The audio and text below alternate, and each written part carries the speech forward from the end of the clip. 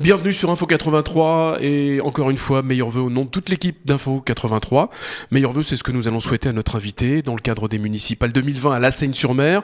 Vous le savez, Info 83 consacre le volet donc des municipales à la seconde ville du département du Var, La Seyne-sur-Mer. Notre invitée dans ce cadre-là est Sandra Torres, conseillère régionale Provence-Alpes-Côte d'Azur, conseillère municipale opposition à La Seyne-sur-Mer. Sandra Torres, bienvenue. Merci. Et je vous souhaite donc une très bonne année 2020. Également, je souhaite aussi une excellente année 2020. Qu'est-ce que je peux vous souhaiter ou que peut-on vous souhaiter de façon générale ? De façon générale, je vous dirais la santé, puisque c'est ce qu'il y a de plus important pour chacun d'entre nous. Et puis, bien entendu, le vœu que je puisse accéder à la tête de la municipalité de la Seine, pour redonner à la Seine qu'elle devienne une ville où il fait bon vivre. Alors toujours au sujet des vœux de bonne année, vous avez assisté aux vœux du maire sortant, Marc Villemot. Qu'en avez-vous pensé ? Alors oui, j'ai assisté aux vœux de Marc Villemot, comme chaque année depuis que je suis élue. Donc il y a eu deux temps forts. Il y a eu d'abord les vœux à la population, donc auxquels j'étais présente. Je rappelle quand même que je suis élue au conseil municipal, donc j'ai été élue par les Sénois. Donc il était important pour moi d'être présente, et également les vœux faits au personnel, cette fois-ci au Casino Joie, auquel j'ai assisté comme chaque année pour marquer ma présence auprès des employés municipaux. Alors il y a eu 4 nouvelles annoncées par monsieur le maire lors des vœux. Le permis validé pour le cinéma aux ateliers mécaniques, la signature prochaine d'un PRU pour le centre ancien, le site de Saint-Elme également, qui passe aux mains de la métropole, la SNCF qui annonce un TER pour 2023. C'est Noël pour Marc Villemot, des cadeaux tombés du ciel, non ? Alors des cadeaux tombés du ciel, non. J'allais dire, pour reprendre chacun des projets dont vous parlez, les ateliers mécaniques, ça fait un petit moment qu'on les attendait. Pour autant, au moment aujourd'hui où on parle, on a eu un conseil municipal ce matin, on n'a pas eu de retour et plus avancé. Donc je rappelle qu'il reste quand même un recours sur ces ateliers mécaniques, donc qui a été porté par le délégataire qui lui remet en cause le fait que le bail a été renouvelé, est passé de 40 ans à 60 ans. Donc je pense que l'affaire n'est pas terminée malheureusement.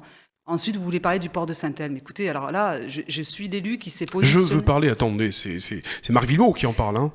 Voilà, tout à fait, vous avez raison de me reprendre là-dessus. C'est bien le maire donc, qui a parlé de ces grands projets. Concernant le port de Saint-Elme, je rappelle quand même, j'ai fait partie des élus, et rares d'ailleurs, qui se sont positionnés déjà en 2017, quand il y a eu le passage à la métropole, du fait de demander à ce que les ports de la Seine passe à la métropole, parce qu'on a eu sur ce port de Saint-Elme des discussions interminables à travers des CIL, où la mairie avançait, alors depuis que je suis élue, donc depuis 2014, qu'ils allaient faire des projets, qu'ils prenaient en considération les besoins de Saint-Elme, et on ne voyait jamais rien arriver. Et quand il a fallu poser des discussions en conseil municipal, donc c'était en 2015, sur qu'est-ce qu'on attendait, qu'est-ce que les élus voulaient de ce port, est-ce qu'il reste au sein de la ville ou est-ce qu'il passe à la métropole, j'ai fait partie des seuls élus qui se sont manifestés pour que ça passe à la métropole. Alors, je tiens quand même à rappeler que c'est un projet aussi qui a été porté par la métropole, et en l'occurrence par Gilles Vincent, maire de Saint-Mandrier et vice-président des ports à la métropole. Alors Sandra Torres, on va rentrer dans le vif du sujet avec votre liste Agir pour les Seynois. D'après un sondage récent qui date de décembre 2019, la sécurité des biens et des personnes est le thème numéro 1 à 47%, que les citoyens veulent voir traité par leur maire lorsqu'il sera élu. Votre sentiment là-dessus, sur ce thème qui prioritaire, pardon. Eh ben justement, si vous reprenez ma plaquette que j'ai présentée aux Sénois dès le mois de novembre, c'est un sujet qui est abordé en priorité. Je vous l'ai déjà dit sur ce plateau, il y a la sécurité qui est indispensable, des biens et des personnes, bien entendu. On manque aujourd'hui de moyens, en tout cas, il n'y a pas de moyens à la Seine qui sont mis pour assurer à la fois la sécurité des biens et à la fois la sécurité des personnes.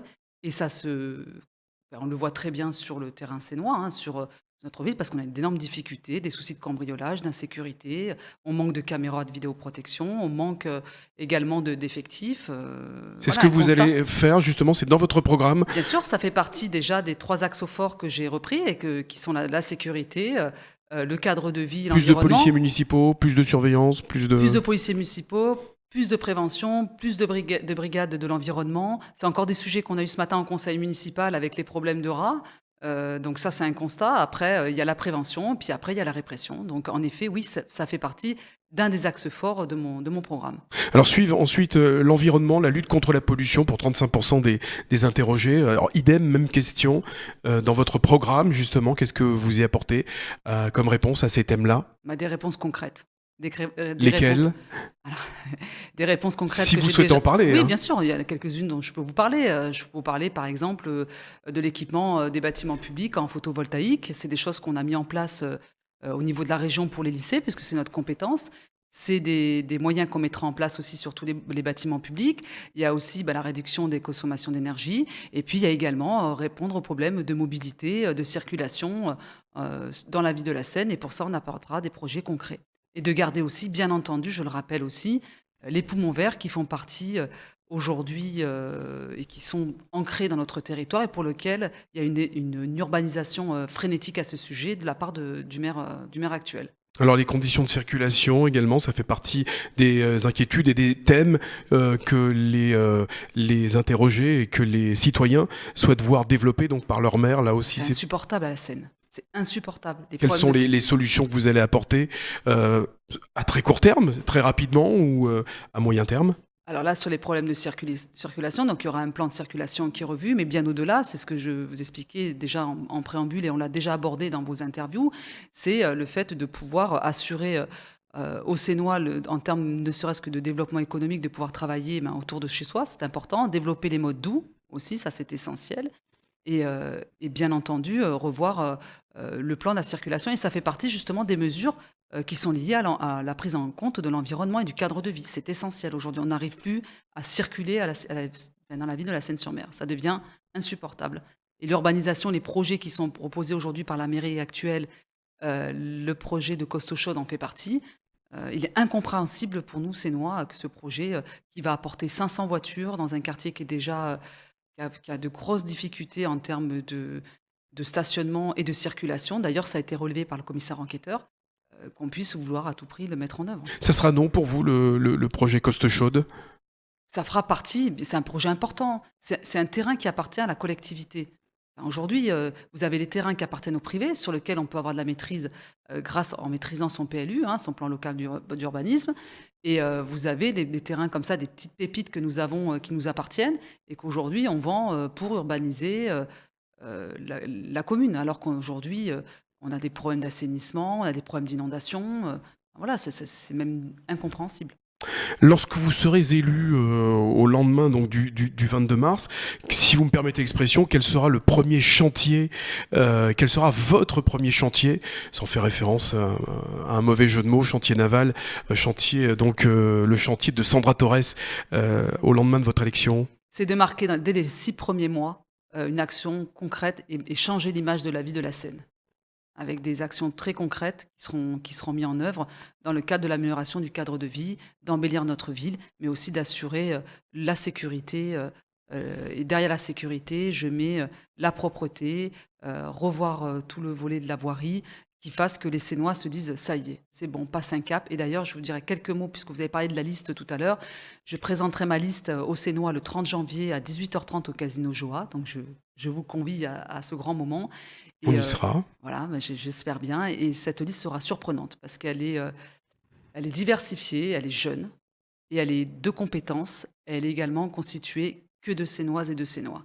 C'est important, la jeunesse, pour vous, dans votre liste? Écoutez, la jeunesse, alors tout est relatif parce que moi je dis que je suis jeune en politique, j'ai 46 ans, vous vous rendez compte? Alors que c'est pas si jeune que ça, 46 ans. On est jeune pour moi quand on a 20 ans, voilà, 25 ans, 30 Il faut ans. aussi de l'expérience. Non, mais ce qui est dommageable, c'est de dire qu'à 46 ans, on est jeune en politique. C'est parce qu'en fait, derrière, nous avons, j'allais dire, entre guillemets, des dinosaures qui veulent pas voilà, passer la main. En tout cas, nous, sur la ville de la Seine, il est vrai qu'aujourd'hui, c'est une ville populaire. C'est une ville qui a principalement une population jeune. Il est important que l'équipe qui, demain, sera à la tête de la ville soit représentative de la population. Que ce soit des gens qui sont dans la société, qui travaillent, qui sont dans le monde économique, dans le tissu associatif, et qui sont au contact, j'allais dire, permanent des Sénoises et des Sénois.